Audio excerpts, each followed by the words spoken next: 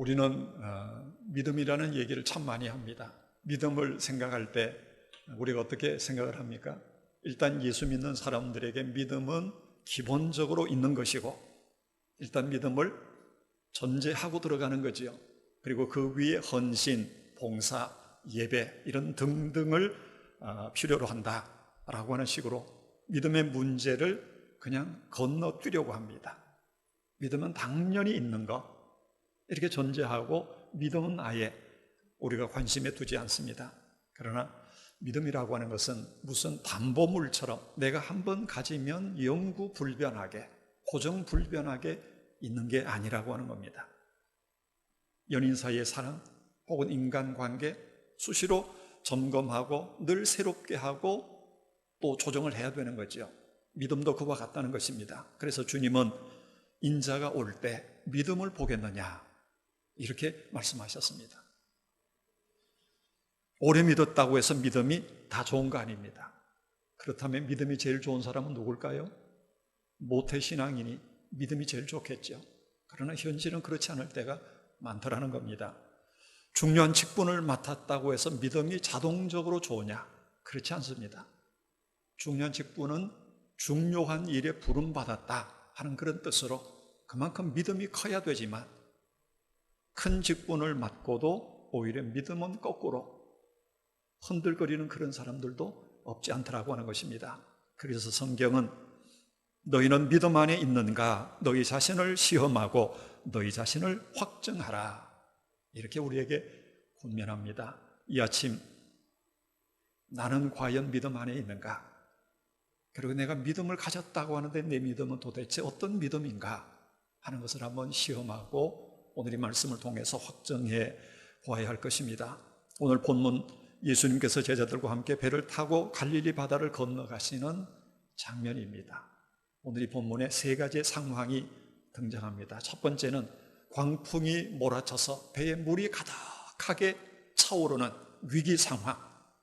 이건 실제 상황이요, 거의 죽을지도 모르는 그런 상황입니다. 그리고 두 번째 상황은 예수님께서는 그런 중에도 배에서 고물을 베고 평안히 잠드신 상황입니다. 제자들이 흔들어 깨우기 전에는 일어나시지 못할 만큼 그렇게 고온하게 깊이 잠드셨습니다. 이게 두 번째 상황입니다. 그리고 세 번째는 제자들이 당황해서 우왕좌왕 아주 쩔쩔매는 그런 장면입니다.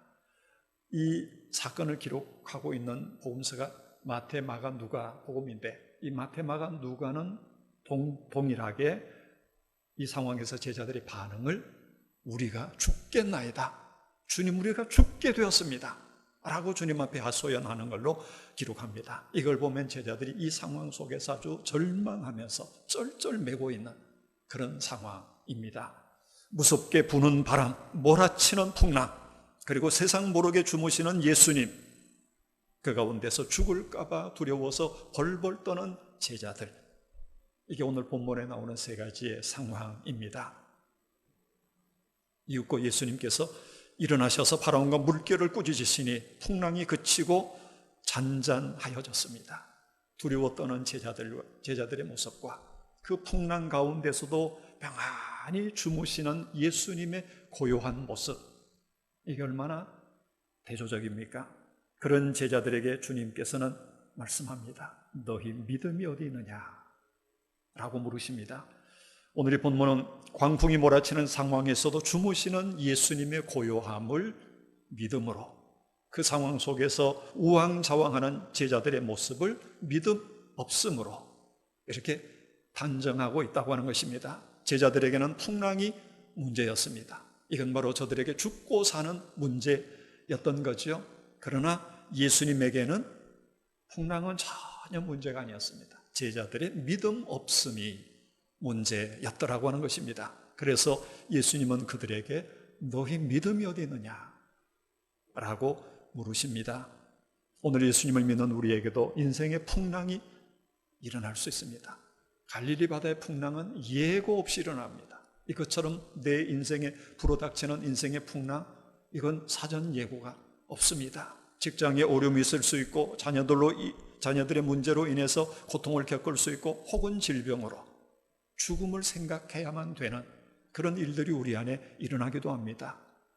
우리는 이렇게 우리의 인생에 일어나는 외적인 문제, 환경적인 문제를 늘 문제 삼고 그럴 때마다 이제는 죽었다, 이제는 망했다, 이제는 끝이다 절망하고 두려워하기도 합니다. 그러나 예수님에게는 진짜 문제는 이런 외적인 문제, 환경의 문제가 아니라고 하는 것을 분명하게 우리에게 말씀합니다. 진짜 심각한 문제는 풍랑이 아니라는 겁니다. 믿음 없음이 문제라고 하는 것을 주님은 지적하십니다. 그래서 예수님은 곧 풍랑을 잔잔케 하시고는 제자들을 향해서 너희 믿음이 어디 있느냐 라고 말씀합니다. 너희 믿음이 어디 있느냐 하는 이 주님의 말씀, 오늘 이 본문의 분위기로 볼 때 어떤 말씀일 것 같습니까? 질문입니까? 아니면 꾸중입니까? 너희 믿음이 어디 있느냐 하는 이 주님의 말씀은 바로 제자들에 대한 책망의 말씀입니다. 이 같은 사건을 기록하고 있는 마태는 믿음이 적은 자들아 이렇게 기록을 하고, 마가는 너희가 어찌 믿음이 없느냐라고 이렇게 기록합니다. 그러니까 마태와 마가는 제자들의 믿음이 적은 것에 초점이 맞춰져 있다면, 오늘 본문의 누가는 제자들이 그 상황에서 믿음을 잃어버린 것에 대해서 초점을 맞추고 있다는 겁니다. 무슨 말입니까?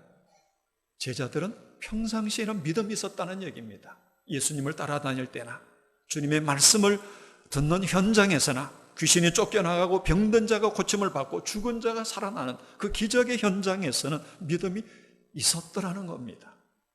그러나 풍랑을 만나서 죽게 된 상황이 되니까 그 믿음 다 잃어버렸더라는 겁니다. 내가 언제 믿음을 가졌냐 싶을 정도로 믿음은 눈꽃만큼도 찾아볼 수 없는 그런 상태가 되었더라는 겁니다. 여러분, 이게 제자들만의 문제겠습니까? 오늘 우리의 문제일 수가 있습니다. 예배를 드리고 찬양하고 기도하고 은혜 받았다고 하는 그 순간에는 믿음이 아주 충만한 것처럼 그렇게 느껴집니다. 봉사할 때도, 교회 일을 할 때도 믿음이 있는 것 같습니다. 그런데 막상 어려운 일을 만나고 나면 어떻습니까? 믿음은 눈에 보이지 않습니다. 도무지 믿음이 내 입이나 내 삶을 통해서 드러나지 않습니다. 표현이 되지 않는다는 겁니다. 갑자기 건강에 이상이 생긴다든지 일이 안 풀리거나 혹은 문제가 더 꼬여가면 하나님마저도 보이지 않습니다. 전혀 믿음이 없는 사람처럼 믿음과는 전혀 상관없는 그런 사람이 되어버립니다. 이게 제자들이었습니다. 이게 오늘 우리의 문제일 수가 있습니다. 여러분, 믿음은 장식품이 아닙니다. 한번 가지면 그냥 끝까지 영구불변하는 그런 물체가 아닙니다. 믿음은 변할 수 있습니다. 그러나 동시에 믿음은 표현돼야 하고 믿음은 사용돼야 하는 겁니다. 믿음은 고정적인 물체가 아니니까, 믿음은 살아 움직이는 능력이니까 눈에 보이지 않지만 말씀이 육신을 입고 오신 것처럼 믿음은 우리의 육체의 삶을 통해서, 구체적인 삶을 통해서 표현이 되고 드러나고 사용되고 적용이 돼야 합니다. 제자들에게는 정말 믿음이 필요한 순간에 믿음은 찾아볼 수가 없었다는 겁니다. 그런 제자들에게 너희 믿음이 어디 있느냐라고 말씀하시는 이 주님의 말씀은 바로 믿음은 이런 때에 사용돼야 한다라고 하는 말씀입니다. 인생의 풍랑을 만났을 때 믿음을 적용하고 그 믿음으로 풍랑을 이겨야 한다고 하는 것입니다. 그래서 삶을 통해서 믿음이 구체적으로 나타나야 합니다. 그리고 믿음이 있는 사람은 절대로 믿음이 감추어지지 않습니다. 믿음은 숨길 수가 없다고 하는 것입니다. 복음서를 보면 백부장의 믿음이 나옵니다. 자기 집 하인이 병들어 죽게 되었을 때 주님께 고쳐주시기를 간구합니다. 주님이 그의 집에 오시겠다고 할 때 이 백부장이 하는 말이 뭡니까? 나는 주님께서 우리 집에 들어오시는 것을 도저히 감당할 수 없습니다. 주님 말씀만 해주십시오. 그러면 말씀으로도 내 하인이 낫겠습니다. 이 백부장의 믿음, 주님께서 감탄하십니다. 이스라엘 중에 내가 이만한 믿음을 만나보지 못하였다. 유대인들 중에도 이런 믿음을 내가 보지 못하였다는 겁니다. 하물며 이방인이 이런 믿음을 가지다니, 주님의 감탄이었습니다. 가나안 여인, 역시 이방인이었지만 자기 딸이 병들고 귀신 들린 것을 고쳐주시기를 주님 앞에 요청했을 때 주님은 침묵하시고 무시하시고 더 나아가서는 개와 같은 취급을 하십니다. 아들의 떡을 취해서 개에게 줄 자가 있겠느냐. 개와 같이 라고 하는 이 말씀, 개 취급을 당하면서도 끝까지 인내하며 주님 앞에 간구합니다.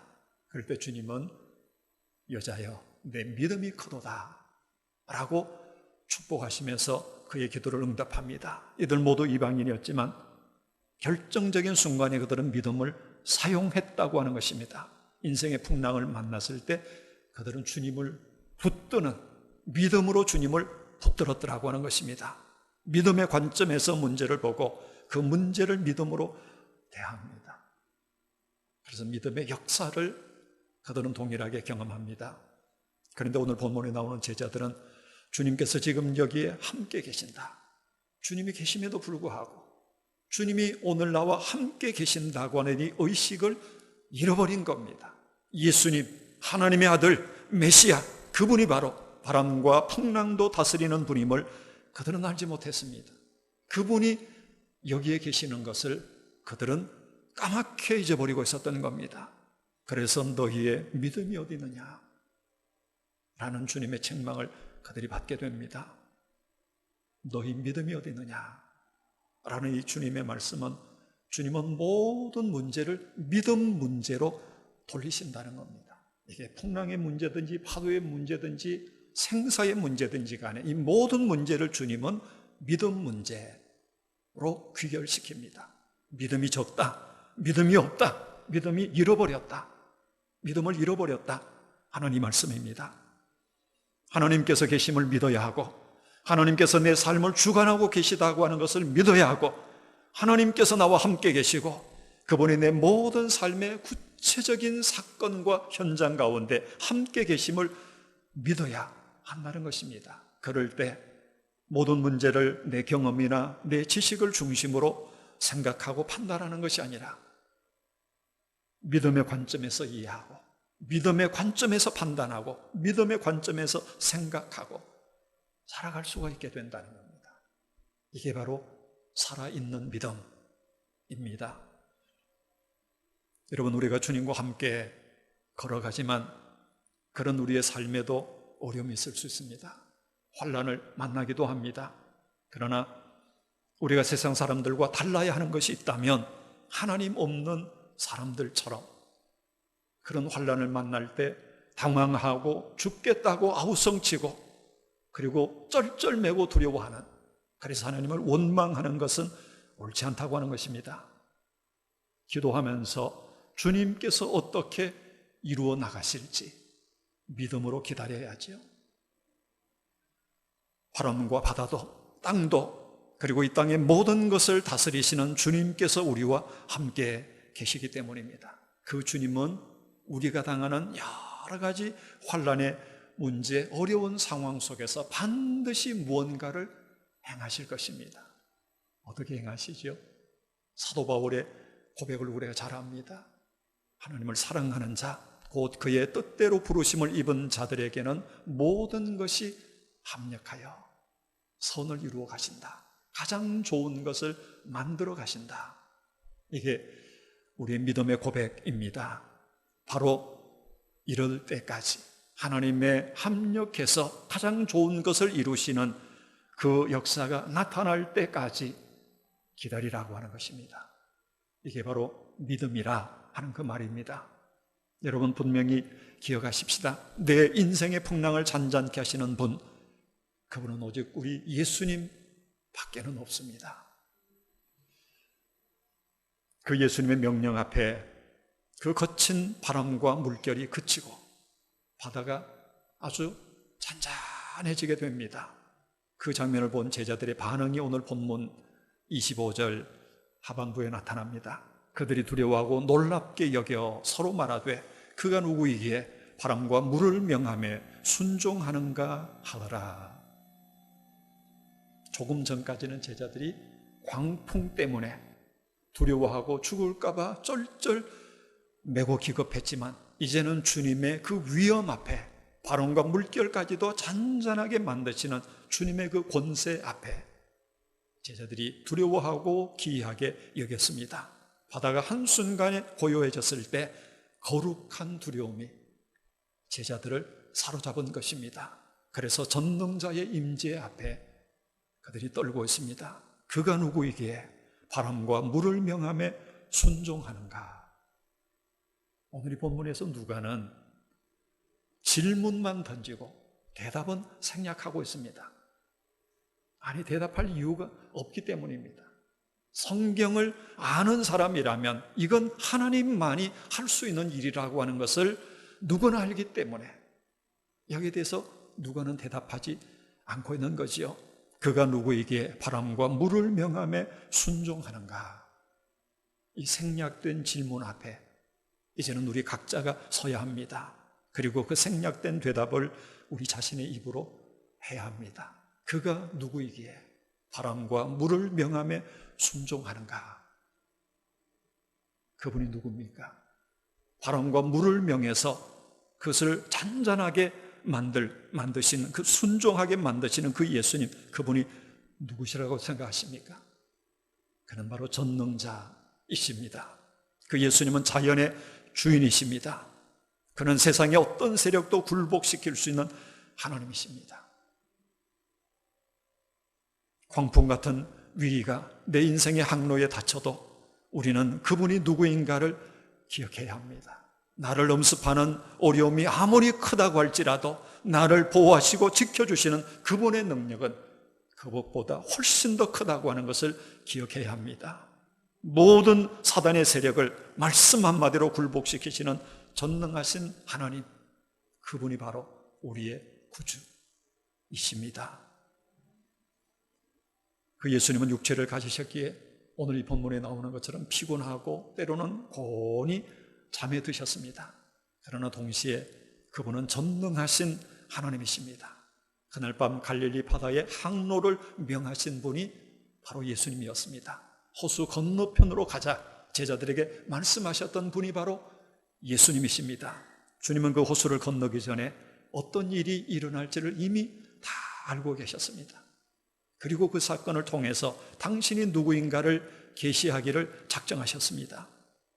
그리고 그 호수 건너편에 자신의 도움을 필요로 하는 절박한 인생이 있다고 하는 것을 아시고 호수 건너 거라사 땅을 향해서 주님은 지금 가고 계시는 것입니다. 인간의 관점에서 보면 갈릴리 바다의 그날 밤의 풍랑은 정말 우연한 것이고 돌발적인 사건이었습니다. 그러나 하나님의 계획 속에는 전혀 우연이 아니었습니다. 전능하신 하나님의 계획 속에 다 일어나고 있었던 그런 사건이었습니다. 이게 오늘 저와 여러분의 삶에도 동일하게 적용됩니다. 오늘 우리의 삶에, 내 삶에 일어나는 크고 작은 문제들, 때로 내 삶에 닥쳐오는 광풍과 같은 위기, 절대로 우연이 아니라고 하는 것입니다. 한치의 오차도 없는 하나님의 계획 속에서 일어나고 있습니다. 그렇다면 우리가 인생의 위기를 만날 때 어떻게 반응해야 될까요? 이게 우연이 아니고 돌발적인 사건이 아니고 전능하신 하나님의 계획 속에 일어나는 일이라고 하면 인생의 풍랑을 만날 때 우리가 어떻게 반응해야 합니까? 제자들처럼 주여 주여 우리가 죽겠나이다 절망하고 두려워하고 쩔쩔 매고 소리쳐야 될까요? 주님께서 제자들에게 오늘 우리에게 바라시는 것은 그게 아닙니다. 그런 위기 상황에서도 우리의 구주가 되시는 예수 그리스도, 그분이 누구인지를 바라보고 그분을 신뢰하고 그분께로 나아가야만 합니다. 왜냐하면 우리와 함께 계시는 주님은 온 우주보다도 더 크신 분이시기 때문입니다. 그분은 피 흘려 값주고 사신 당신의 백성들을 결코 포기하지 않으십니다. 거친 바다, 광풍 앞에 이런 편조와 같은 우리의 삶이지만 풍랑을 만날지라도 우리는 결코 침몰하지 않게 될 것입니다. 전능하신 하나님의 아들이 내 인생의 배의 선장이시기 때문에 그 어떤 세력도 우리의 인생의 배를 침몰시킬 수가 없습니다. 오늘 본문 말씀에 보면 크다라고 하는 말이 여러 가지로 표현이 됩니다.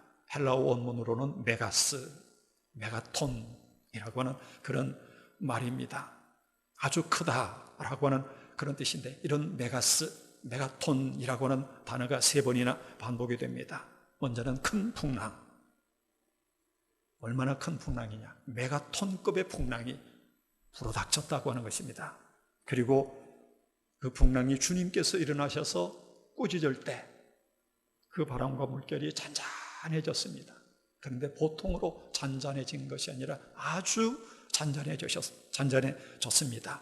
메가톤급의 고요함, 그게 주님의 말씀으로 바다와 물결이 잔잔해진 그 상황입니다. 그리고 이 놀라운 사건을 보고 제자들의 반응이 나옵니다. 두려워하고 깜짝 놀랐습니다. 그 제자들의 두려움, 그게 바로 큰 두려움이라는 겁니다. 메가톤급의 두려움이 제자들의 마음을 엄습합니다. 풍랑을 두려워한 것이 아니라, 조금 전에는 풍랑을 두려워했는데 이제는 그 풍랑을 잔잔케 하시는 주님을 바라보고 주님을 두려워하며 그 앞에 무릎을 꿇습니다. 이게 바로 경건이라고 하는 것입니다. 진짜 두려워해야 될 하나님, 정말 두려워하고 경외해야 될 그 주님을 두려워하지 않으니까 엉뚱한 풍랑을 보고 두려워하고 죽겠다고 하고 아우성치고 벌벌 떨었습니다. 그러나 그 풍랑 속에서 주님의 위대하심을 발견하고 그 주님을 두려워할 때 그들에게는 더 이상 그 어떤 것도 두렵지 않았던 것입니다. 여러분, 오늘 우리가 정말 두려워해야 될 것이 뭔가를 바로 알아야 합니다. 하나님 그분을 두려워하고 하나님의 아들 되시는, 우리의 구주 되시는 예수 그리스도, 그분을 진정으로 두려워할 때 우리 앞에는 어떤 환경도 어떤 문제도 우리를 두렵게 하지 못합니다. 오히려 풍랑 가운데서도 주무셨던 예수님처럼 인생의 풍랑과 위기 가운데서도 하나님이 주시는 이런 평안함, 이런 고요함 가운데 살아갈 수가 있게 될 것입니다. 오늘 우리는 개인적으로나 교회적으로 혹은 국가적으로 이전에 경험해보지 못한 코로나19라고 하는 그야말로 메가톤급의 위기를 직면하고 있습니다. 앞으로도 우리 앞에 어떤 일들이 일어날지 우리는 알지 못합니다. 그러나 분명한 것 하나가 있습니다. 바람과 바다도, 비와 태양도, 그리고 모든 사건도 다스리시는 주님께서 나와 함께 계신다 라고 하는 이 사실입니다. 내 인생의 항로에 늘 함께 계시는 그분, 그 예수님은 온 우주보다도 더 크신 위대하신 분입니다. 그 주님을 우리가 진실로 경외하고 그 주님을 온전히 두려워한다면 우리는 어떤 상황 속에서도 두렵지 아니하고 평안함과 고요함으로 소망 중에 즐거워하며 살아가게 될 줄로 믿습니다. 이런 은혜가, 이런 믿음이 오늘 우리 안에 새롭게 세워지는 그런 복된 날 될 수 있기를 원합니다.